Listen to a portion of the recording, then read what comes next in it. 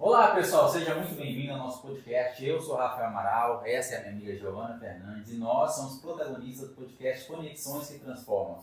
E hoje o tema será sobre comunicação. Então, se você quer aprender mais um pouco sobre comunicação, se você já perdeu muita oportunidade sobre comunicação, este podcast é para você. Giovana, apresenta a nossa convidada. Meus queridos, mais uma vez com vocês, um prazer estar aqui. E hoje a nossa convidada, Thalita Arruda, ela é advogada com 25 anos de experiência, professora universitária há mais de 18 anos, mentora de comunicação, fundadora do projeto Além das Palavras, ela vai contar pra gente depois, atua com foco em empresários no Brasil e no exterior, oferecendo orientação especializada em comunicação e desenvolvimento profissional. O tema de hoje promete. Thalita, seja bem-vinda, prazer estar contigo. Prazer todo meu. Thalita, olha, uma alegria estar aqui com vocês, de verdade. Fiquei muito honrada com o convite, ainda bem que deu certo, né? A gente também deu super certo. Bora? Thalita, bora! Como é de costume, Thalita, eu quero que você conte para nós um pouco da sua história, antes da gente começar de fato as perguntas. Eita, mas quantas horas nós temos aqui? Você precisa. Já falo isso porque, né, como mentora de comunicação, embora eu consiga ser objetiva quando quero, é muita história, hein? Mas eu vou contar para vocês. Olha, a base da minha história é realmente ter sido uma filha muito privilegiada, coisa que muitas pessoas não são. Eu sei que a maior parte das pessoas, quando vão contar uma história, normalmente é aquela jornada do herói, da pessoa que sofreu muito e saiu lá do nada e virou alguma coisa. No meu caso, eu não tenho nada para reclamar. Não tenho nada para dizer que foi sofrido, que foi difícil, não. Isso, inclusive, me criou uma autocobrança grande demais, porque como eu nunca tive nenhum problema em relação à parte econômica com os meus pais, eles sempre me proporcionaram, né? Tudo aquilo que eu precisava. Então eu também tinha uma cobrança muito grande deles para que eu fosse sempre a melhor aluna, a melhor atleta, a melhor musicista, a melhor em tudo que eu fizesse. Então fazia um monte de atividades e eu sempre tinha que ser a melhor. E isso trouxe uma autocobrança muito grande, até que eu fiquei doentinha. E aí quando eu fiquei doente, a minha mãe falou assim: filha, quando é que você vai entender que você tem que parar de querer fazer tudo 200% e tem que fazer o que você mais gosta, que é falar com o público, fazer palestras, lecionar e ensinar as coisas que você conseguiu aprender, né, que você teve a oportunidade de aprender. Eu falei: mas mãe, eu escutei a minha infância inteira vocês falando que a gente não pode ser, como diria meu pai, né, amostradinha, que não pode ficar querendo se aparecer o tempo todo, e agora você está me falando ao contrário, que eu posso e devo, né, mostrar esse talento, essa coisa natural de sempre estar em evidência, de gostar de falar, de gostar de holofotes, gostar de palco, que a maior parte das pessoas trava, né, morre de medo. Até existe uma pesquisa, salvo engano é inglesa, que diz que o segundo maior medo do ser humano é de falar em público. Olha. Ele só perde por medo de morrer. Uma causa assim abrupta. Então eu nunca tive isso, pelo contrário, eu sempre tive que me segurar para não ficar tomando a frente de todas as outras crianças. Era no coral, era na escola, era no teatro, em todo lugar. E aí quando a minha mãe disse isso, eu falei: mãe, você tem razão. Mas isso já foi na vida adulta? Eu já era formada em Direito, só que eu tinha 2 anos só de advogada, né, que eu já estava advogando. E foi então que eu resolvi fazer concurso para professora. Eu estou contando a história, só que ela não está cronológica, tá? Mas vocês vão entender, que eu comecei pelo cerne da coisa. E aí, quando eu comecei a lecionar, me jogaram numa sala de aula de uma universidade pública, na mesma que eu estudei, fiz a minha graduação, que é a Universidade Estadual de Maringá, lá no Paraná, muito conceituada, aliás, e que o vestibular sempre foi muito difícil. E eu entrei numa sala de aula com 23 anos, no curso noturno, onde todos os alunos da turma eram mais velhos que eu. Desafio imenso. Nossa, eu tava lascada, porque eu não podia, né, titubear que eles iam me engolir. Sim. E aí, então, eu passava o dia todinho estudando, até larguei os meus clientes um pouco de lado, né, naquele começo, e passava o dia todinho estudando para preparar a aula para aquela noite. A docência exige isso. Isso, para poder dar 2 horas da aula, 2 horas de aula e depois mais 2, repetindo, né, porque eram 2 turmas de 4º ano, eu ficava o dia inteirinho estudando. E aí eu peguei gosto por aquilo de uma maneira, fui picada pela mosca da docência, né? E fiquei 18 anos lecionando em várias universidades públicas, privadas e tal. Fui coordenadora de curso de Direito também, o que eu não recomendo para ninguém, porque é para raio de doido. Você tem que aguentar os professores, os alunos, os pais dos alunos, Olha, se a faculdade for particular. Coordenador de curso, professor, Jesus de Direitos, da Unitepac de Araguaína, o senhor é um santo. Aí, tá vendo? Porque aquele homem trabalha 25 horas por dia. E é uma abdicação, não é? Porque não tem como. Você tem que dar conta de todo mundo ali. Só chega maluco em volta de você e você tem que resolver. É o mantenedor, os professores, os alunos e, se é particular, os pais dos alunos. Porque normalmente eles que pagam, né? Então, sobra até isso. E isso sempre foi um amor muito grande. Só que aí, quando eu fiquei muito cansada de lecionar tantos anos à noite, todas as noites, casamento também já fica complicado, porque toda noite a bendita da mulher sai de casa, né? Trabalho o dia inteiro no escritório, ainda leciona à noite, cheio de gente bonita e jovem, então, né? Complica as coisas. Aí eu parei, estava cansada, e fiquei uns 6 meses só em casa e já comecei a ficar doente de novo. Pela falta de estar em contato com outras pessoas e ensinando. Aí o meu marido falou, ele falou assim, por que você não vai ensinar as pessoas a se comunicar? Por que você não faz com os alunos, igual você faz com os casais quando você dá aconselhamento aqui dentro do escritório? Quando você manda o povo ir para psicólogo em vez de fazer o divórcio. Quando você fala, não está na hora ainda, coleta provas primeiro, aguenta mais um pouco, se refaça, se fortaleça. Porque se você for fazer agora, não vai dar bom para você. Né? E essa negociação Então, esse toda. trabalho você fazia dentro do seu escritório, já com seus clientes? Sim. Depois de fazer, como eu comentei com você nos bastidores, né? Depois de fazer 3.287 divórcios, quando eu parei de contar, isso já tem uns 2 anos, eu pensei comigo, eu tenho que dar um jeito de chegar na vida dessas pessoas antes da coisa degringolar. Antes da vaca ir para o brejo, do respeito acabar. Porque o respeito só acaba quando não tem comunicação. Sim. E foi aí que eu fui me aprofundar na teoria daquilo que eu já fazia empiricamente, para entender por que eu era boa naquilo e quais eram as técnicas que eu usava intuitivamente. É claro que a docência me preparou muito. Colabora muito, prepara a gente. O próprio escritório também, o dia a dia de audiências, tudo isso facilita, né, o entendimento e essa capacidade de desenvolver uma comunicação que seja efetiva. Mas eu fui estudar também para ter essa base teórica, exatamente. E foi aí que eu descobri um oceano azul, porque as pessoas elas realmente acham que falar é comunicação. Mas falar até papagaio fala, gente. Comunicação é outra coisa, é você se fazer entender. Inclusive, não falar é comunicação. Isso, e às vezes muito séria. Muito séria. Bom. Eu acho interessante, assim, porque o que eu observei em você, Thalita? Você comunica muito bem, óbvio, né? E muito rápido. Verbal, não verbal. E parece que é uma coisa até nata. Para quem que não tem essa facilidade, qual a técnica você já explica, já ensina, já orienta? Certo. Poucas pessoas têm isso de maneira nata, né? E não tem problema nenhum. Toda habilidade é treinável. Toda e qualquer habilidade, basta a pessoa querer. Mas ela vai precisar se dispor ao desafio e se expor, literalmente. Porque se ela não se expuser, ela não vai conseguir enxergar os próprios erros para que eles sejam corrigidos. Entendi. E aí que a mentoria é muito boa pelo seguinte, quando você é um atleta de elite e você aprende uma nova jogada, vamos pegar aí, por exemplo, um jogador de golfe. Né? Não vamos pegar de cara o Tiger Woods, porque ele é o melhor do mundo, né? Vamos para uns mais básicos. E ele aprende uma nova jogada, o que ele vai fazer? Treinar, Sim. Até ele ficar exímio naquilo. Só que se não tiver um treinador por trás dele para dizer, olha, o movimento do teu quadril está errado, melhora em 15% o ângulo, muda a tacada, corrige a altura, troca o tênis, enfim, o que for, ele vai treinar para ficar excelente no erro. Porque ele está fazendo errado. Sim. Então, é para isso que o mentor serve. Ele não tem a mesma atividade do coaching, que é incentivar e dar gás e motivar. Não, ele tem que estar lá para corrigir as falhas. Então, se a pessoa não está disposta a ter alguém que vai dizer a verdade e que vai mostrar outros ângulos para que ela se corrija, nem venha fazer mentoria. Pelo menos não comigo. E nessa sua mentoria de comunicação, qual que é o seu público-alvo? Assim? Eu atendo empresários e empresárias, só que eu gosto mais de dar mentoria para mulheres. Por quê? Primeiro, porque mulher tem muito mais facilidade de se comunicar. E segundo, não fala demais, tá vendo? Isso já é um mito. Apanhar de 3 fácil no dia de hoje. Não, eu vou te dar um dado teórico, né?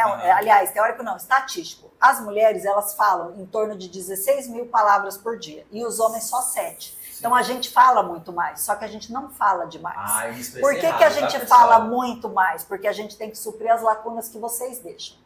Entendeu? Perfeitamente. E eu fiz uma coisa ali, E sempre vai virar, nem se aventure. Mais tarde, quando ele chegar em casa, ela vai falar: sabe aquela lacuna que você deixa? Eu estou preenchendo. Mas isso é cultural. Tema, Pode falar. cultural. O que eu vejo, Thalita? O que eu entendo, né?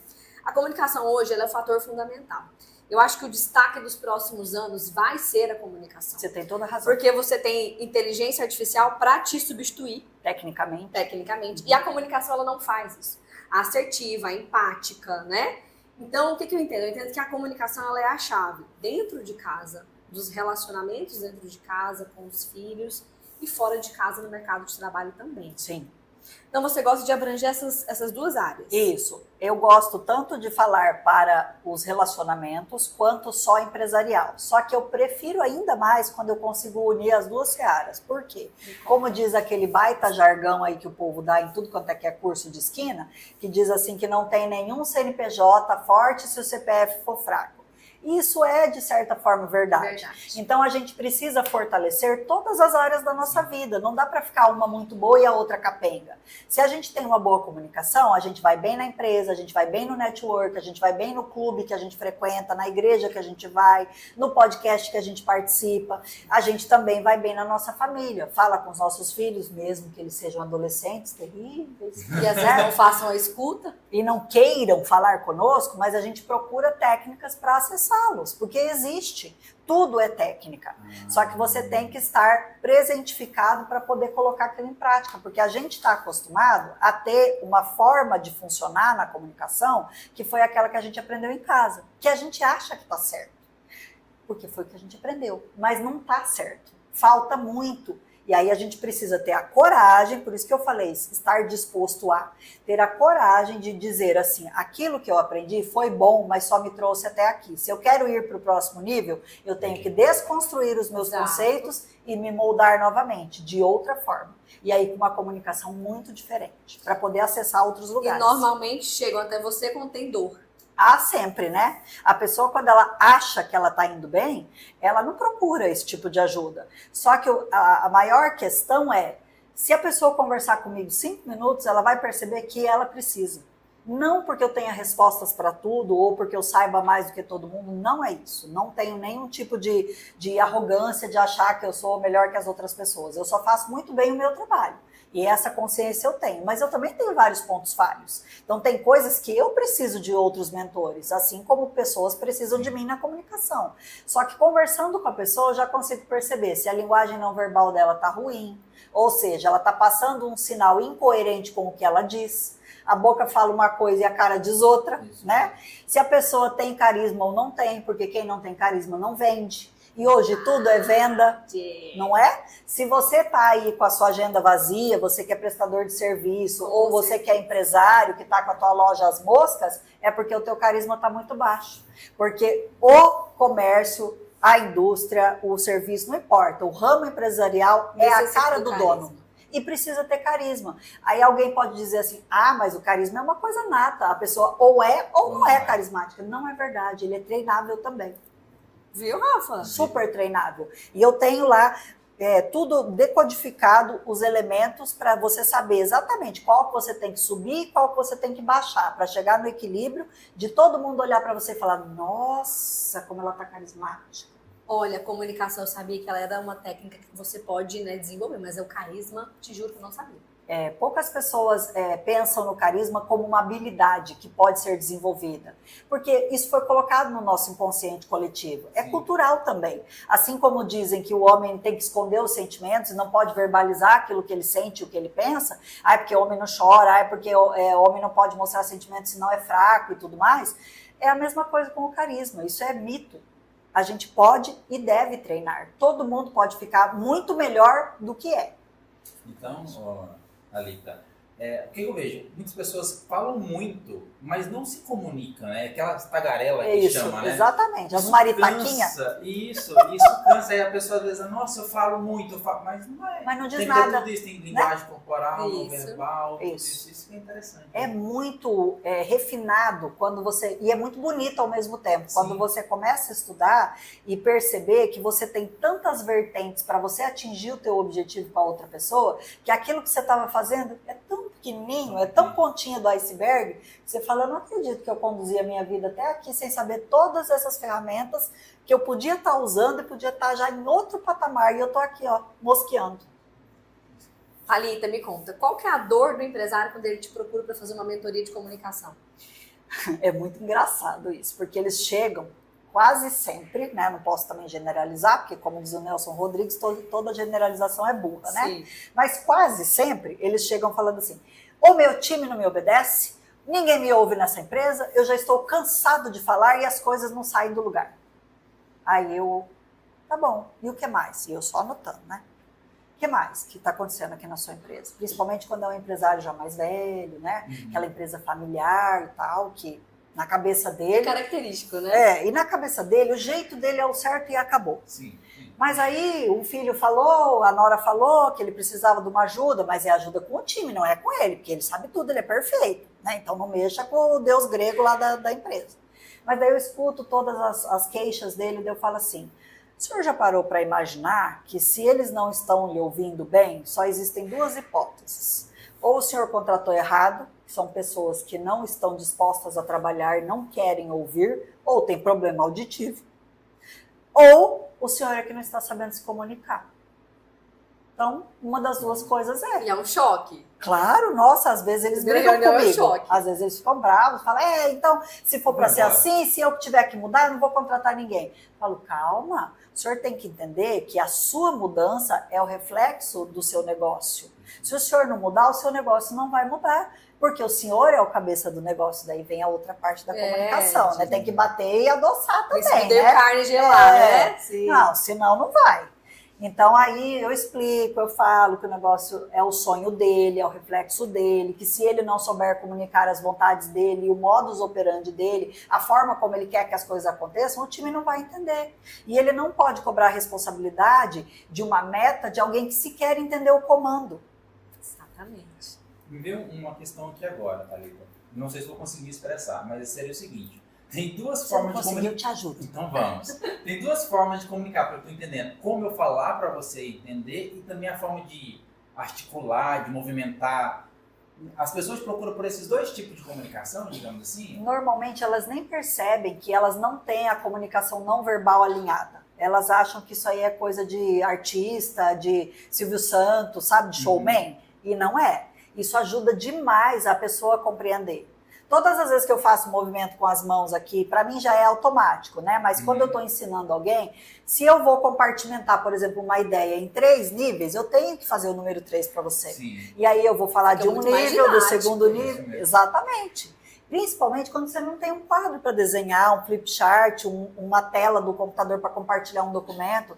Você tem que fazer a pessoa imaginar o que você está falando usando só as suas mãos e a sua fala.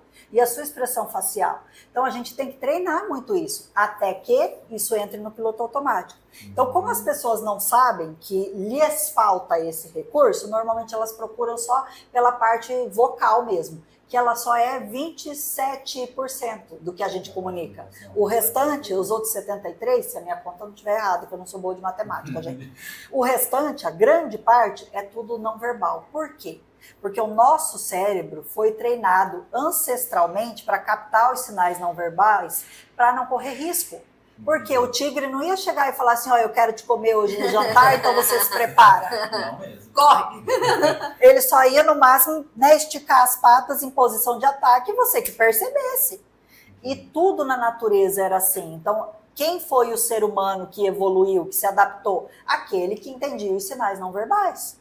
Então, por isso que é tão importante. As pessoas fazem julgamento sobre nós em 3 segundos que elas nos conhecem. Sim. E não é só a roupa é importantíssima. O zelo, né, maquiagem, acessórios e tudo mais. Muito tem se falado sobre essa questão. Posicionamento, isso, posicionamento de imagem. Olha como é chique falar isso. Mas não adianta nada você estar com uma roupa magnífica se a sua comunicação verbal for pobre. Você fica lá. E não verbal também. Se quando você assim, chegar, você não se comunica. com cara de nada, braço cruzado, encostado na cadeira, o que o outro vai Demonstrando achar? insegurança. A pessoa vai achar assim, não tá gostando do meu papo, tá bocejando, eu tô chata, até para encontro amoroso. Você marcou o encontro lá com a fulana, se você age assim, ela já vai de cara e fala, gente, eu vou anotar uma perguntinha que eu vou fazer aqui pra ela, botar um nome aqui. Até ensinar o povo a paquerar, eu ensino, você acredita? E também a fazer seleção de candidato para casamento. Para aquelas pessoas. Mas tá faltando. Eu já falei que eu vou fazer igual as indianas lá, que elas cobram para fazer casamento arranjado. Tá faltando. E funciona muito mais do que os que são escolhidos pelas próprias partes. Por quê? Ela analisa com racionalidade o que eles combinam e o que eles não combinam. Exatamente. E a longo prazo é isso que dá certo. Porque a curto prazo é só paixão, e a paixão não sustenta casamento. Exatamente. Voltando aqui. Então, nós temos a linguagem verbal, a não verbal. Isso. Nós temos as técnicas também, onde a gente pode dominar o nosso interlocutor ali, né? Com certeza. Por exemplo. Levar ele onde a gente quiser. Exatamente. Por exemplo, se eu vou conversar com a Thalita, é interessante que eu saiba do que ela gosta, porque quando eu toco no assunto que a Thalita gosta e eu falo dela, né? E eu me conecto com ela, as chances de eu dominar aquela conversa ali são muito maiores. Exatamente. Porque primeiro a gente fala da pessoa para que a gente possa se conectar com ela. Isso aí você ensina isso tudo. Isso, porque primeiro, o que a pessoa tem que ser? Ela tem que ser interessante para o outro, antes dela poder vender ou ofertar qualquer coisa. Sim. E qual que é o meu interesse? Sempre saber sobre mim. O seu interesse é saber sobre você. Quais são as histórias que a gente mais gosta de ouvir? Aquelas histórias que os nossos pais contam de quando a gente era pequenininho, que a gente não tem recordação. É uma delícia ouvir aquilo. E por que a gente não gosta, às vezes, de ouvir 10, 15, 20 vezes as histórias das infâncias deles? Porque não é a gente. O nosso ego é assim. A gente quer ouvir falar da gente, a gente quer ouvir o nosso próprio nome. Por que ajuda muito vender quando o vendedor é treinado para falar abordar o seu o cliente, nome? Exatamente. O nome é a palavra que a gente mais gosta de escutar o nosso É nome. mágico. Todo mundo gosta. E se você falar o nome da pessoa errado, nossa, tira Acabou, do pé. perdeu o cliente. Ou se escrever errado também. Por isso que quando eu vou conhecer alguém novo, eu já chego e já falo assim, olha, meu nome é Thalita, mas é igual está na Bíblia, T-A-L-I-T-A. Não me coloque um monte de L, Y e nem H, porque não tem invencionice. É igualzinho do aramaico. Para quê? Para a pessoa ter a oportunidade de não me desapontar. Então, eu estou ajudando a pessoa, porque eu sei o quanto é chato. Tocou num ponto interessante aí, Joana, que me veio um insight agora que eu acredito que as pessoas também estão querendo saber.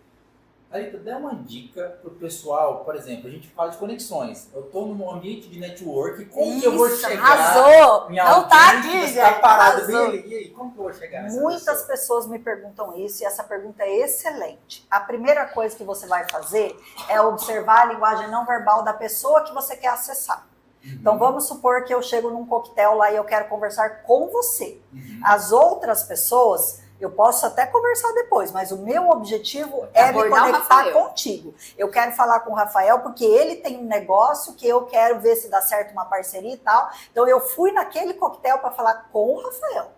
Tendo um alvo, entre aspas, né? Claro, no bom sentido, né?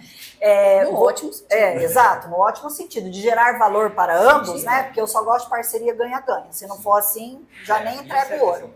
Isso. Eu vou analisar a tua linguagem não verbal. Então, eu vou ficar nos primeiros 10 minutos olhando você conversar com outras pessoas. Eu não vou chegar no ambiente e já te abordar. De jeito nenhum. Eu não te conheço, eu não sei qual é a tua linguagem não verbal, eu não sei como você está se sentindo. Às vezes você foi para o coquetel num dia que aconteceu um acidente na tua empresa e você está mega chateado e você só foi porque você ia dar uma palavra no palco e era obrigado a estar lá. E aí eu vou, hoje, nesse dia, levar uma proposta para você? Não. Não seria inteligente, não faz sentido. Então eu vou fazer uma leitura. Primeira coisa, ver se você está aberto para o ambiente.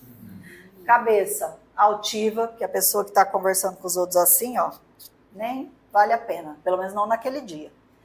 Braços abertos, se você estiver numa poltrona, se você está ocupando o espaço da poltrona, porque a pessoa que ela fica se auto-preservando, fica tocando no próprio cabelo, fica fazendo carinho no próprio braço, batendo na própria perna, chacoalhando o pé. Essa pessoa está nervosa, ela quer sair dali, ela não está confortável. Não está inteira no momento. Todos nós sabemos disso, só que a gente não para prestar atenção.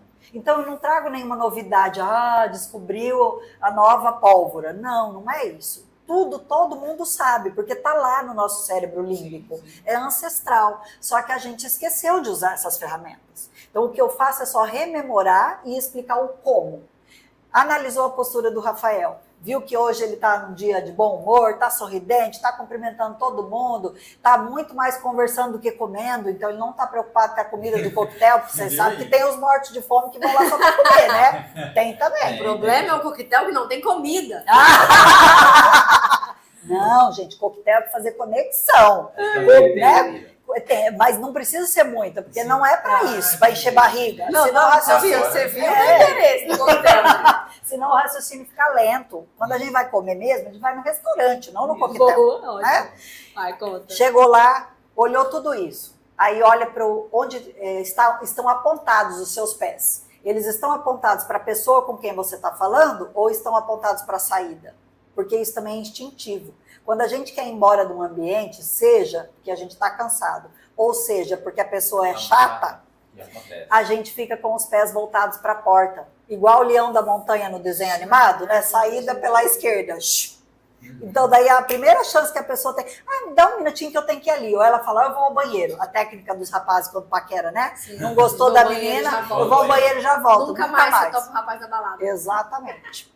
Então, isso tem que ser observado. Olhou tudo isso? Tá no dia propício? Aí você se aproxima, toca no ombro da pessoa, bem perto aqui do antebraço, de preferência, ou aqui também, né? Para não ser invasivo. E aí você diz, boa tarde ou boa noite, sei lá, a hora que for, né? Meu nome é fulana de tal e eu gostaria muito de conversar com você. Me disseram que você é o Rafael, se a gente nunca se conectou, né? Me disseram que você é o Rafael. Eu tô certa? Esse é um exemplo de abordagem. E você vai dizer, sim, eu sou o Rafael. Gostaria muito de conversar com você sobre um projeto, assim. Você está disponível para a gente falar disso agora? Ou você quer marcar uma reunião? Por quê? Se você chegar como quem não quer nada, o que você vai pensar de mim? Que eu sou uma pessoa descompromissada, que eu sou à toa e que eu estou lá só para bater papo. E talvez você saia antes de eu falar do meu assunto. Se eu for direto te falando do meu projeto, você vai falar, mas que pessoa interesseira é essa, que nem me conhece, já está me jogando um projeto na cara? Então você tem que perguntar se a pessoa está disponível para conversar com você, porque às vezes ali não é o momento. E aí se a pessoa disser, pode falar, me conta, eu gosto de novidade. O que você tem aí para me dizer? Aí você, né, deslancha e vai. Fala tudo que você tiver que falar. Se o Rafael falar para mim, não, Thalita, passa lá no meu escritório, que eu prefiro que a gente converse no reservado, quando eu vou fazer negócio, eu gosto de sigilo, eu sou uma pessoa mais cautelosa. Porque às vezes a pessoa não diz isso, mas ela demonstra com os detalhes que ela está perguntando e a forma como ela está levando a conversa. Então aí você já tem que perceber, para de ser invasivo, porque essa pessoa não gosta. Esse tipo de pessoa não responde bem assim. E aí vem a questão da inteligência emocional, que eu sei que a Leonor veio aqui falar com vocês. Sim. Se você não identificar o tipo de pessoa que ela é, se ela é colérica, se ela é sanguínea, se ela é fleumática, o teste que você quiser usar, você não vai conseguir saber se você tem que falar muito, falar pouco, muitas informações, poucas informações, informações mais emocionais, informações mais técnicas, tudo isso. Tudo vai do perfil do teu interlocutor. Porque o bom não é orador a palavra, o bom comunicador, ele faz toda essa leitura antes dele expor o assunto. Ou seja, uma pré-análise antes da abordagem. A tarefa de casa. Isso aí. Entendi. Até stalkear tá valendo. Desculpa te interromper. Isso aí. Eu entendi quando eu tenho um objetivo, quero falar lá com o Rafael. Agora, se eu quiser só puxar assunto mesmo, eu nem conheço a Giovana e quero lá puxar assunto com ela. Não tem problema. Normalmente, Rafa, você vai analisar também algum ponto que você percebe na Giovana que ela gosta. Isso. Algum ponto onde você possa falar de mim, que vai ser um ponto de conexão entre nós, isso entende? Mesmo. Ou profissional, físico, homem e mulher não é muito legal. Homem e mulher não. Mas sim, mulher por exemplo, mulher sim. Eu posso chegar e falar, Giovana, adorei seu cabelo. Onde é que você costuma fazer suas luzes? E aí, dali a gente dá andamento. Exatamente. Tem mais alguma pergunta? Porque Não, veio um tem- insight. tem- Vai. não. Tá, veio um insight na minha cabeça aqui agora. Eu conversava com os meus funcionários, quando eu tinha uma cafeteria, sobre a visão 360. Não sei se isso existe, eu criei para ensiná-los, para a gente poder conversar. Eu queria que eles fizessem uma pré-análise do cliente quando ele chegasse no balcão. E ali ele pudesse enxergar o estado do cliente, como ele se encontrava, se ele queria uma apresentação melhor do produto ou não, se ele queria ser deixado ali Em paz. ou se ele estava a fim de conversar, porque muito cliente vai na sua loja, ou vai no seu comércio, ou no seu empreendimento, porque ele quer, né, fazer uma conexão. E isso é fantástico. Eu tinha muitos funcionários que faziam conexão com os clientes, iam bater papo, e do papo ali surgiu uma venda, ele continuava, enfim, consumia. E isso gera recorrência, né? Gera recorrência, gera fidelidade, uma técnica de Fidelizar. Exato. Então, o que eu vejo? Eu vejo que explicar, às vezes, para que essa comunicação seja uma comunicação onde você faça uma leitura do seu cliente ou do seu alvo potencial, né? Identifique ali qual a mensagem que ele está passando naquele momento. Então, eu passava muito essa técnica para eles, né? Inclusive, por exemplo, quando você pediu um produto, eu falei, preste atenção, o nome disso é Olhar 360. Então, ele sentou, ele consumiu. Você precisa identificar pelos gestos dele se ele gostou ou não. Porque se ele não tiver gostado do produto, você vai descer a cafeteria inteira até ele gostar. Então, assim, eu vejo que às vezes é uma falta do empresário de passar isso pro próprio colaborador dele, Rafa. Onde ele faça uma leitura do cliente e ele veja assim, ó, eu vou fazer a leitura, eu vou saber exatamente o que o meu cliente precisa hoje. Isso aí. Isso é muito importante. E os empresários, eles estão descobrindo tardiamente o que a Disney faz há 50 anos. Sim. Né? Que é esse atendimento de encantamento. Exatamente. E o que é o encantamento? Não é você ter uma varinha de pirlim-pim-pim com um pozinho que muda a cor da pessoa. É uma análise. Né? A pessoa não vai virar o Grinch só porque você vê. Não, a questão é você perceber quem a pessoa é. Ali rapidamente, só que isso é treino. Se eles não tiverem essa capacitação, não tem como. A maior parte dos funcionários hoje tem uma baita dificuldade de conversar minimamente, porque eles usam 52 tipos assim dentro da mesma frase. E aí você não consegue entender o que a pessoa quis dizer, porque ela só falou repetidamente tipo assim. Tipo assim. Isso não é se comunicar. Não. Isso é só usar a gíria. Aí deixa eu te perguntar, Thalita. Para mim melhorar a minha comunicação, eu leio muito, eu escrevo muito, qual que é o melhor? Ou tem que fazer tudo? Tudo. Porque eu vejo que a gente conversando com a Thalita, De tudo um pouco. ela sabe de muitos assuntos, ela fala um monte de Ela tá exemplos. muito, né, totalmente Isso, ou seja, é uma conectada. pessoa inteligente que tem conhecimento. Mas aí, eu não sou tão inteligente assim, eu tenho que ler mais. Para eu de tenho se que... menosprezar. Não, Você não descobriu sua inteligência. Mas aí, então eu tenho que fazer tudo, ler, escrever. A leitura, Rafael, ela é um pilar muito importante da comunicação por vários motivos. Eu vou te elencar alguns aqui. Eu sei que a maior parte das pessoas não gosta muito de ler. Sim. E cada vez mais as gerações têm mais dificuldade com a leitura. Sim. Por quê? Porque a leitura, ela não traz dopamina barata igual o celular. Não que é aquela coisa, né? Ela não traz essa dopamina barata de surpreender o teu cérebro o tempo inteiro com imagens e com emoções diferentes. Sim. Ela é linear, ela é mais tranquila. Só que, por outro lado, a leitura, ela também traz um conforto para o cérebro, porque para você poder ler e interpretar o que você está lendo, e não ter que pensar assim, eu tenho que voltar 2 páginas porque eu não entendi nada que eu li. Para isso não acontecer, você tem que ter foco e estar interpretando. E isso faz com que as ondas do teu cérebro, elas baixem de frequência, para que você entre em sintonia com a tua leitura. Então isso descansa a mente, além de treinar. Poder substituir horas de celular, quando a gente não está trabalhando, claro, né? Quando a gente está ali nas redes sociais, por uma boa leitura, não só vai melhorar o seu vocabulário, te dá um arcabouço de palavras muito melhor para você conversar com qualquer pessoa, vai te dar mais conhecimento para você estar em qualquer roda, fazer network com qualquer pessoa, desde o capataz da fazenda até o vice-presidente da república. Eu tenho repertório. Exatamente. E se você desconhecer aquele assunto, você também tem a segurança de dizer assim, olha, você pode me explicar? Porque sobre isso aí eu não entendo não. Porque você está de boa com o conhecimento que você tem. Olha, eu falando gíria. Às vezes precisa, para as pessoas entenderem. Não, depende do seu público-alvo, claro. Exato. Sim, quando vai falar com os jovens, eu sim. tenho que falar várias gírias. Só não tipo assim, que isso só estraga a frase. Mas às vezes a gente precisa. Eu falo coisas que meu filho fala em casa. Daí às vezes eu dou crédito para ele. Daí às vezes eu vou usar um ditado ditado popular fala, porque minha avó falava, porque é uma coisa antiga, eles nunca ouviram. Então, quando a gente contextualiza as coisas, é porque a gente tem didática, e a didática vem da leitura. Porque a leitura tem passo a passo, começo, meio e fim, diferente do celular. Eu não consigo fazer uma leitura onde eu não esteja grifando. Eu só consigo me concentrar e, às vezes, canalizar aquela mensagem ali se eu grifar. Ó, só me lembra de voltar aí para a tua pergunta, mas eu vou agora te explicar o porquê que você é assim. Porque todos nós temos, e eu também sou, eu preciso grifar tudo, encher de post-it, de comentário, de um monte de coisa, o livro fica quase uma bíblia assim, né, depois que eu mexo com ele. Não, porque depois que a gente faz a prova da UAB, há 13 anos atrás, é só post-it. No meu caso, não, porque eu sempre usei esse tipo de técnica com as minhas leituras. Todos os meus livros são grifados, desde os livros didáticos de criança.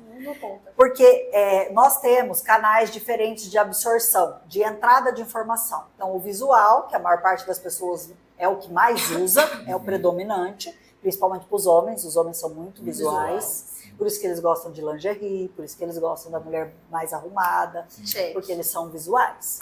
Não adianta ir lá mulambenta, não. Pode estar cheirosa. Se tiver mulambenta, ó, estão vendo. Veja qual é o canal principal do seu marido, mas quase sempre é o visual. Depois a gente tem o auditivo, que a gente usa muito, mas ele é subexplorado. E a gente tem o sinestésico, que é o do tato, né? Olfato, paladar e tato. Tudo faz parte do canal sinestésico aqui. Então, quando a gente precisa grifar, fazer fluxogramas, escrever resumos, colocar canetinha colorida, é porque a gente é muito sinestésico. E também visual. Sabe aquela criança que, ela em todo lugar que vai, a mãe fala assim, você não vê com o dedo, menino, tira a mão daí. Porque tem que botar a mão. Essa pessoa é sinestésica. Então, a comunicação dela não pode ser só verbal. Se você não colocar a mão nessa pessoa quando ela precisa de um afago, de um acolhimento, de um carinho ou de um parabéns, ela não vai se sentir validada só com palavras. Já a pessoa que é só auditiva, ou predominantemente, porque ninguém é só uma coisa, né? Todos temos todos os canais, mas predominantemente auditiva, ela é uma pessoa que ela precisa de validação verbal. Se você não elogiá-la, ela não vai para frente. Aí tem dono de empresa que fala assim, mas não aguento mais essa molecada mimizenta, que se eu não elogiar, eles não fazem a próxima tarefa. Meu querido, aprenda o canal dos teus funcionários, eles vão fazer o que você quiser. Quem é que vai lucrar? Você. Daí eu, né, falei, então, o que custa aprender? Baixa a guarda. Porque hoje em dia não é mais assim, chega, trabalha, entrega e vai embora. Não, essa geração acabou na minha. Acabou. Sim, que é a X. Acabou na minha. As que vieram depois não funcionam mais assim. Vale muito mais um ambiente de trabalho saudável, uma boa gratificação, do que você só ter salário, que é o que hoje a gente chama de salário emocional. Aí é a parte do Rafa. Isso aí. Isso aí. Tá, Thalita, o que acontece? Eu, pra quem não sabe, eu sou disléxico. Então eu tenho muita dificuldade. Tá vendo? E TDAH. TDAH, não, eu sou disléxico, então eu tenho muita dificuldade com leitura, com conversar. E de um tempo pra cá, eu me expus mais nas redes sociais. Sim. Então tô tendo muita dificuldade para me adaptar. Eu nunca fui de comunicação. Para quem conhece o perfil, eu sou um alto S, mais na minha, mais tranquilo, não sou de conversar. Então eu tô me desafiando muito para isso. E aí? E vou te falar, você tá arrasando, aí, tá vendo? É muita luta pra chegar nesse ponto. A cara no podcast, na internet, tá de parabéns. Mas aí eu te pergunto, esse esforço que você está fazendo, não tá valendo a pena? Com certeza. Mas isso que eu percebi, isso não é nato em mim. Então eu tô vendo, tendo que desenvolver, pesquisar, correr atrás. E eu tô vendo que é bom. E eu tô, como você falou, tenho que fazer, treinar e estudar. Sim. E tô evoluindo. Não tô igual a Thalita, tô muito longe, muito. Mas você pode ficar melhor do que eu rapidamente. Por que eu digo isso? Porque o bom mestre é aquele que consegue fazer com que os seus pupilos o superem. Então, enquanto eu não tiver mentoradas que estão melhores do que eu não fico feliz. Não tem essa de esconder o jogo. Não. Eu quero que aprenda tudo. E se a pessoa tiver outras bagagens que eu não tenho para somar com o que eu entreguei, ela que evolui, vai com Deus. Parabéns. É isso mesmo. E a dica que você dá para quem é disléxico é isso mesmo? Treine, insista. Vou te falar por mim, tá, Rafael? Que eu também tenho dislexia. Só que eu identifiquei isso muito cedo na escola, quando eu fui aprender a conjugação dos verbos. Na 4ª série primária, que aquele tempo chamava assim, né, que é hoje o ensino fundamental. Uhum. E aí eu já comecei a fazer leituras que treinassem a minha dicção. Então, textos um pouquinho mais rebuscados do que o indicado para a idade. Hoje, isso não vai funcionar para você, porque você já não está mais na quarta série primária, né? Já tá velho. Bom, não, velho não, mas você já não é mais uma criança. Então, o que você vai ter que fazer? Muita leitura, sim, mas também tentar, dentro do seu possível, copiar textos. Textos que você goste e que façam sentido para você. Então, por exemplo, se o assunto que você gosta agora, nesse momento, é você falar sobre o salário emocional, começa a copiar pequenos trechos. Por quê?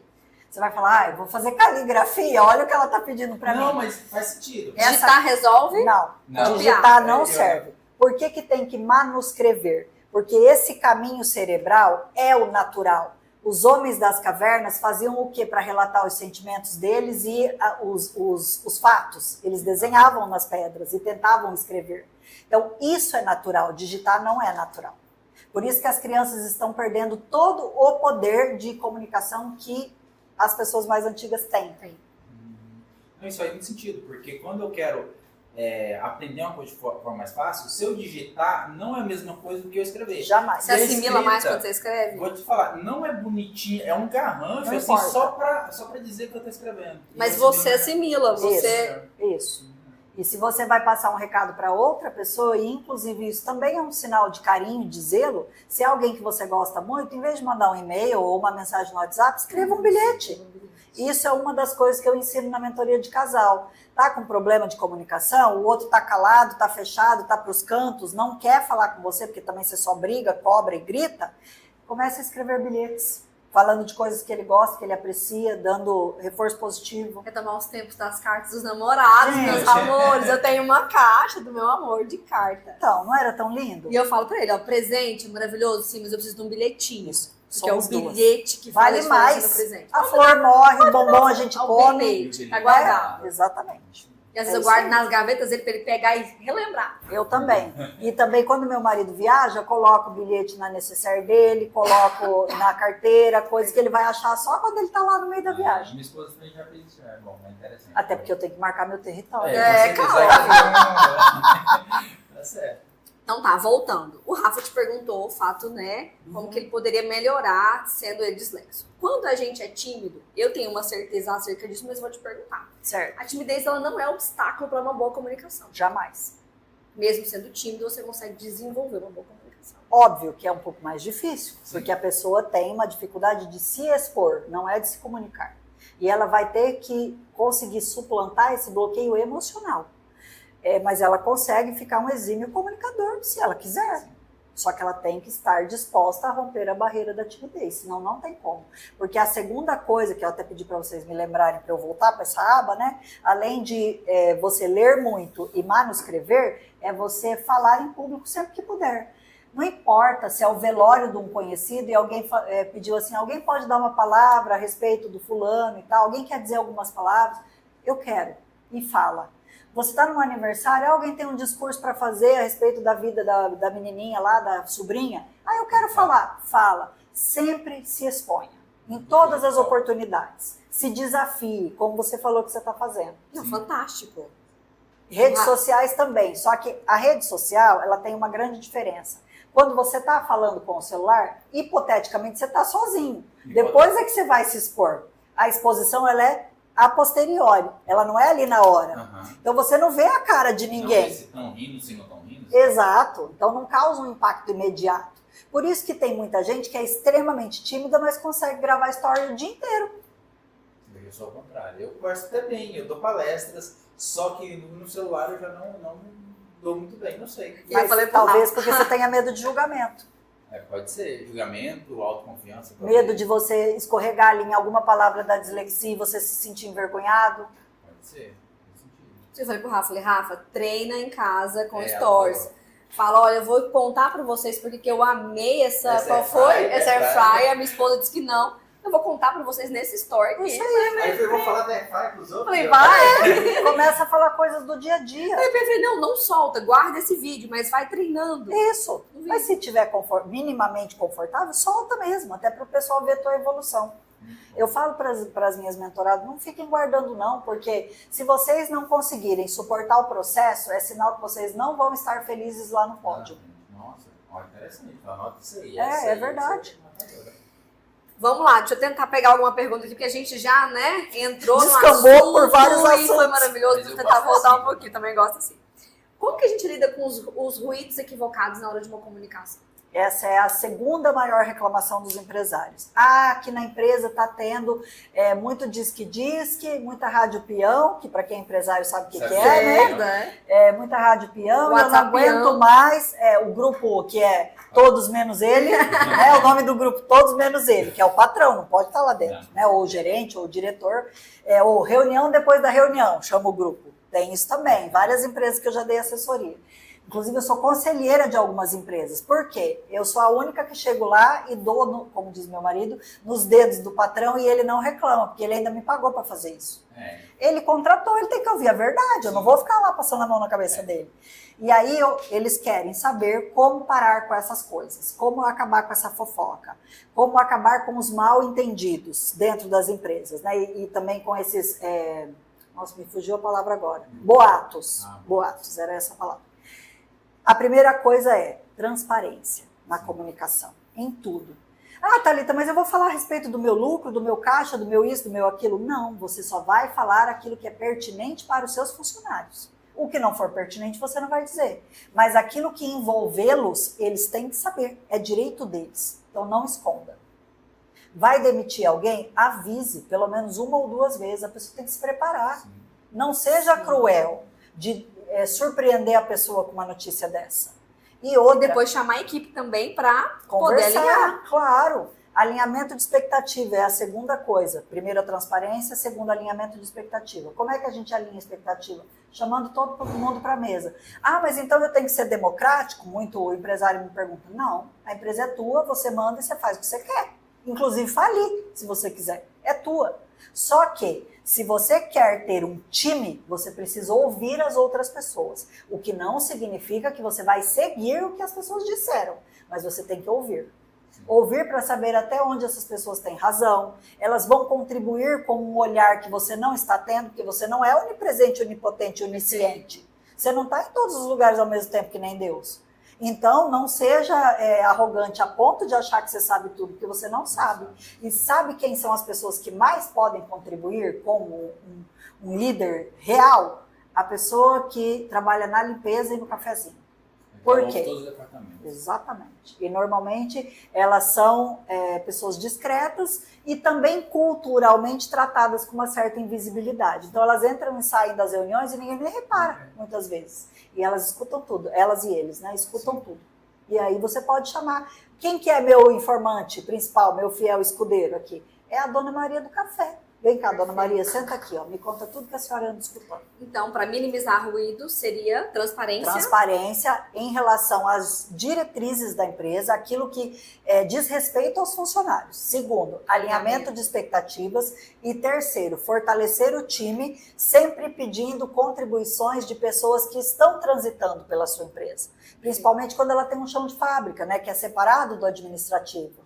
Então, você precisa de um funcionário da tua confiança. Sabe aquele antigo líder de turma? Uhum. É essa pessoa. Antigo de casa, que está ali há 10, 15 anos. Só que não pode ser aquela pessoa que tem um cargo diferente. Ela tem que ser um que seja igual aos outros. Que não esteja ali com o crachá que diz eu sou o informante do patrão, eu sou o X9. Não. X9 já é a linguagem da cadeia, né? Mas Mas a pessoa entende. Então agora no nosso momento, Café com Reflexão. Thalita, você já contou um pouco da sua história, da sua trajetória. Tenho certeza que tem muito mais pra gente conhecer. Tem causa. Tem causa. Eu queria saber o seguinte. Na sua trajetória de vida, o que você faria diferente? O que eu faria diferente? Eu teria ouvido menos as outras pessoas e mais a minha própria intuição. Só isso. Porque a minha intuição sempre esteve certa. E eu sei que no fundo ou no raso, talvez, ela sempre foi Deus falando comigo. E quando eu não escutei, sempre deu errado. Sempre, em 110% das vezes. Então é só isso que eu faria diferente. Mas eu não me arrependo de nada que eu fiz, não.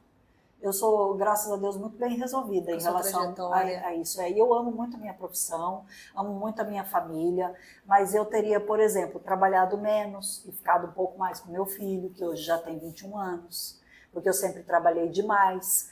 E eu sempre trabalhei demais, não era porque eu queria ser workaholic, mas sim porque eu queria dar o bom e do melhor para ele materialmente. E deixei um pouco de lado a questão da presença. Eu sempre fui muito amorosa, mas em períodos pequenos. Eu percebo que eu poderia ter ficado mais tempo com ele. Talvez não só por ele, mas por mim também.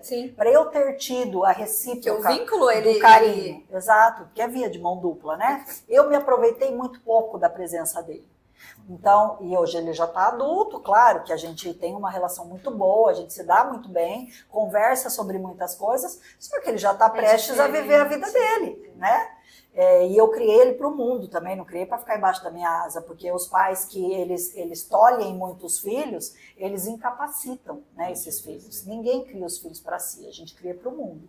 E eu sempre tive essa consciência. Só que eu teria ficado mais tempo com ele. Mas por a minha mãe ter uma visão muito romântica sobre a maternidade, e o que para ela faz sentido, mas para mim não fazia, é porque nós somos extremamente diferentes. Minha mãe é uma pessoa calma, doce, nunca falou um palavrão na vida, ela é um sossego em forma de gente. Para morrer de infarto vai uns 18 dias. A minha mãe é essa pessoa, gente. Não tem boca para nada, e eu sou o avesso dela.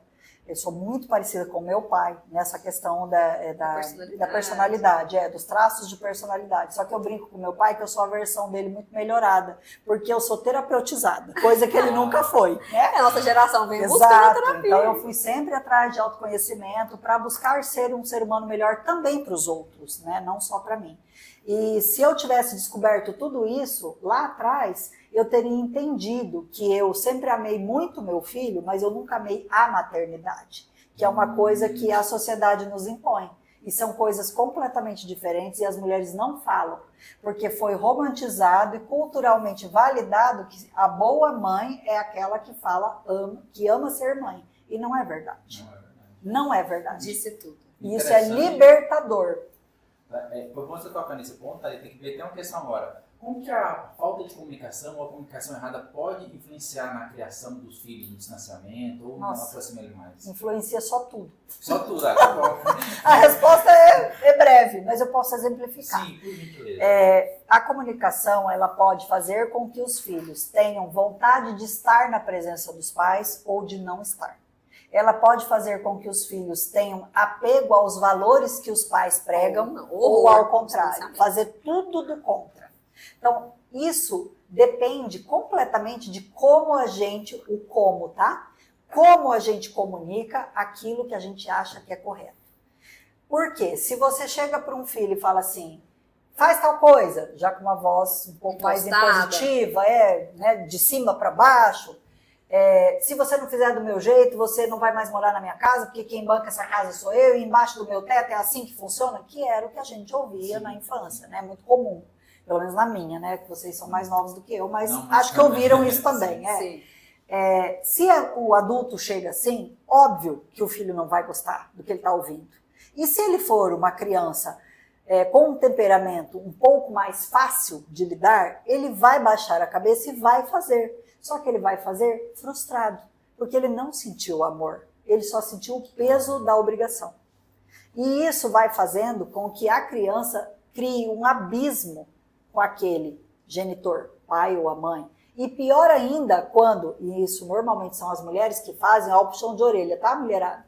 De falar assim, se você não fizer tal coisa, eu vou contar tudo pro seu pai. Sim. Não existe nada pior do que isso na comunicação de uma mãe. Por quê? Primeiro, ela está mostrando que ela é incapaz, insuficiente, não tem autoridade, ela mesma está se descredibilizando e terceirizando a responsabilidade. Então já são 5 péssimas coisas. E por último, ela está demonstrando que o pai é um monstro. Porque quando está tudo errado, para quem que tem que levar a última instância? Quem que é o executor que põe na forca? É o pai. Isso não pode ser assim. Porque aí você cria... uma figura paterna distorcida. Bizarra, exato. E a mãe perde autoridade. E aí quem é que educa essa criança? Se o pai é monstro e a mãe é insuficiente, é mole. Ninguém. Ninguém dá conta. Aí você chega por exemplo, numa sala de atendimento, lá uma recepção de um dentista, e você vê aquela criança que sobe na cabeça de todo mundo, quebra a planta que a dentista acabou de pagar para o decorador, sobe e puxa o gesso da parede, né? Faz e acontece. E a mãe, ai, essa criança é hiperativa. A nova desculpa do século XXI. Por favor, não, essa criança não é hiperativa, ela é mal educada. É isso. E eu já falei isso várias vezes para pessoas assim, nesses ambientes. Lógico, quando a coisa chegou assim num nível que, né, não dava mais. Era necessário se manifestar. Exato. Dentro de avião também, da criança ficar pulando na cabeça do passageiro. Uma vez a criança estava puxando o cabelo de uma senhora idosa que estava sentada ao meu lado. E a coitadinha não tinha boca para nada. E ela estava com dor, ela chegou a escorrer lágrima do cabelinho dela. Gente, que e a criança, e a mãe lá no celular, e a criança. Aí eu tirei meu cinto, me virei para trás, nem chamei a comissária de bordo. Falei, minha senhora, o seu filho está puxando o cabelo da senhora que está aqui ao meu lado. Ela não é minha parente, ela não é nada minha, ela não pediu a minha ajuda. Tudo que eu estou falando é que eu sou intrometida. Mas eu só estou me intrometendo porque a sua criança não tem educação. Então, ou a senhora segura esse ser mal educado que a senhora gerou no seu colo, ou eu vou chamar a comissária de bordo e vai ficar feio. Falei, baixinho. E aí ela arregalou o olho assim. Alguém chamou ela pra vida? Pegou a criança, ela ficou ela. em estado de choque, sabe? Quando eu falei isso. Eu falei baixinho, para não expor, né? Se fosse necessário, eu ia tomar outra medida. Mas funcionou. Aí ela segurou a criança ali e ficou assim. A criança chorou? Chorou, mas não apertou mais o cabelinho da velhinha. Ou seja, medidas que são necessárias de tomar. Exatamente. As pessoas, elas faltam posicionamento. Falta. E às vezes o que falta também é você saber entrar no mundo daquela outra pessoa, que é o seu filho. Não adianta você ter um amor gigantesco, maior do mundo, que algumas pessoas falam, ai, amor de mãe não tem igual. Mentira. Não é só porque a pessoa gerou que ela ama. Isso não é automático. Claro que os hormônios contribuem para que isso aconteça, porque a natureza é perfeita. Mas tem muita mãe que não tem capacidade de amar. E acontece. Então é melhor para a criança que ela fique com alguém que tenha essa capacidade e que supra esse papel. Melhor assim. E aí, muitas vezes acontece um distanciamento tão grande dentro de casa, por falta de comunicação, que esses pais, eles perdem as rédeas das coisas, não sabem mais como retomar. Eu não sou especialista em criação de filho, não sou psicóloga, mas eu vejo o quanto a criação impacta e ela esbarra na comunicação. Sim. Porque na atividade da advocacia, né, por trabalhar muito com essas questões familiares, eu já li dezenas de laudos, então a gente vê o que acontece. Né, o que a psicóloga ela conseguiu chegar à conclusão depois de analisar a criança e analisar os pais. E aí você olha e fala assim, gente, se soubesse se comunicar, tudo estava resolvido. É tão mais simples, só que as pessoas não querem admitir que elas não sabem se comunicar. Agora é interessante a gente falando de comunicação, comunicar, falar bem, e o silêncio. É uma forma de comunicar? É importante? É uma forma de comunicação poderosíssima. Porque o silêncio, primeiro, ele demonstra que você não está concordando ou não está confortável. Então aquela frase, né, bem clichê, quem cala consente, ela é uma das maiores mentiras do planeta, né? A pessoa que cala, ela só consente no sentido de, quando eu não escolho, eu já estou sendo escolhido pelo outro. Eu terceirizei a minha responsabilidade. Então, nessa medida, essa frase é verdadeira. Mas o silêncio, ele demonstra, em primeiro lugar, que você não está confortável com aquilo, ou que você ainda não tem uma opinião formada, por isso você não vai falar. Principalmente se você é uma pessoa minimamente cautelosa, né? Se a pessoa fala pelos cotovelos como eu, ela vai dar alguma opinião. Mesmo que ela diga, olha, a minha opinião é essa, mas eu vou pensar melhor a respeito, eu vou buscar saber, eu vou me informar e depois a gente conversa de novo. Agora, aquela pessoa que não tem essa necessidade de sempre estar se manifestando, o que ela vai fazer? Ela vai calar. Ou às vezes ela só vai fazer assim, que era o que meu avô fazia. A minha avó reclamava, falava na cabeça dele igual a maritaca, ele só olhava para ela e fazia, e dava as costas e saía. A frase dele era só essa, um H, um U e 3 M's. Só. E o que aquilo significava? Pare de falar, eu vou pensar, depois eu te digo o que eu achei. E te dou a minha decisão. Mas para ela aquilo era morte. Porque ela era aquele tipo de pessoa que brigava sozinha. Ela queria o embate e ele não dava esse gosto para ela. Então, o silêncio, ele traz um mistério que faz com que a outra pessoa crie histórias na própria cabeça. E isso, em geral, não é bom. Então, quando a pessoa não quer se manifestar na hora, principalmente os homens, porque eles, em geral, têm essa postura... Precisam de pensar um pouquinho para dar uma resposta assertiva. Ou não quer brigar, porque a resposta natural seria um xingão. Ou não. Isso, ou um não peremptório, que a mulher ia ficar triste, ia chorar, e sei lá, né? Às vezes está na frente dos outros, né? Então, se quer pensar melhor, diga isso. Seja transparente. Eu não vou te responder agora. Eu posso pensar? Se eu te der a resposta amanhã após o almoço, tá tudo bem para você? Você vai conseguir esperar até lá sem me incomodar de novo com essa história? Ou sem me perguntar novamente, se você não quiser ser ríspido, né? Aí a pessoa já vai falar, poxa, ele me deu uma resposta com um prazo e eu já sei quando é que eu vou ter a minha resposta. Com clareza ali. Clareza total. Aí o outro é capaz de esperar. Você vê, um exemplo tão simples de comunicação, né? Não precisa ser eloquente e falar, não. O que ela fez? Ela decodificou aquilo que os nossos avós faziam, que os nossos pais faziam. E era, sabedoria não vou pura. te responder agora, eu preciso de mais um tempo para pensar. Como que eu ensinei o meu filho em relação a isso? Ele falava, mãe, sempre chegava na hora do laço, né? Para eu não ter muita chance de falar que não, porque já estava na hora da festa, já estava na hora do amiguinho vir. Criança é estrategista, gente.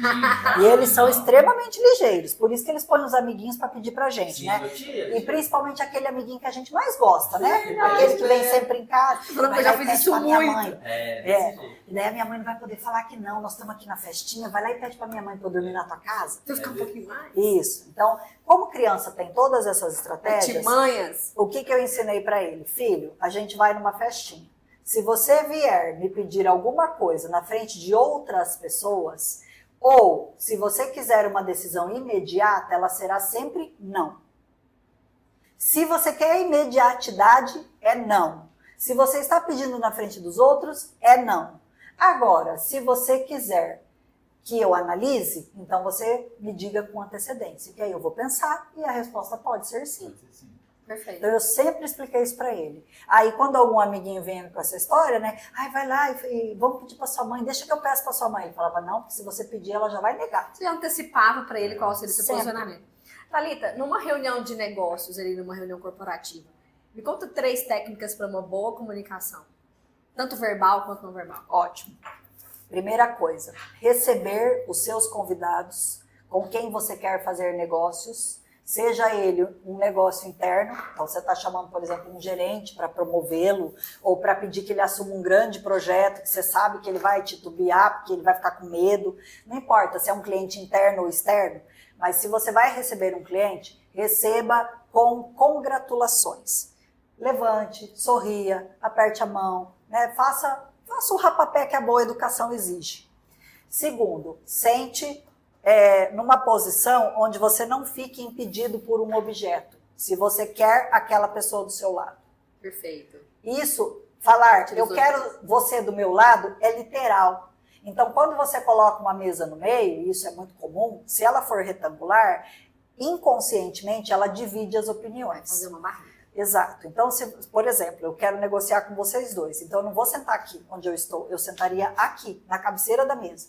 Primeiro porque eu ia passar para vocês uma linguagem não verbal de comando. Eu é que estou no comando aqui. Quem manda nessa mesa sou eu. Quem senta na ponta, manda na mesa.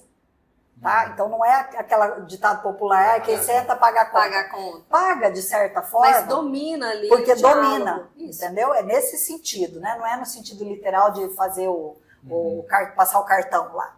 A questão é que você manda naquela mesa. Então, se você quer negociar com alguém e estar numa posição de poder, sente na cabeceira da mesa.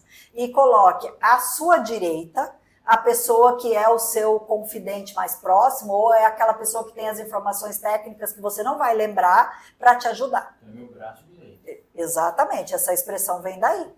E também quando a gente fala, está sentada à direita de Deus Pai. Perfeito. É por isso. E à esquerda, Oxe, viu que bonitinho? E a gente coloca à esquerda a pessoa que a gente quer convencer, a pessoa que vai comprar a nossa ideia. Então, essa é a primeira técnica. Tira objetos, tira De o preferência. distanciamento, tudo aquilo que causa Isso. barreira. Se você sabe que aquele cliente, interno ou externo, de novo, ele tem o hábito de se distrair com o celular, quando ele entrar na sala, você já vai dizer assim: olha, fulano, a gente começou a implementar uma nova técnica aqui, que a gente deixa os celulares tudo nessa caixinha aqui, ó, no mezanino, porque nós queremos atenção plena para a gente acabar a reunião em no máximo meia hora. Você topa participar da nossa dinâmica? Deixar claro as regras do jogo ali. Essa é a primeira decisão. Então, o celular, ou também dizer, a nossa reunião vai funcionar da seguinte maneira. Eu falo primeiro, vou expor todo o projeto, vocês, por favor, não me interrompam, porque senão posso perder meu raciocínio.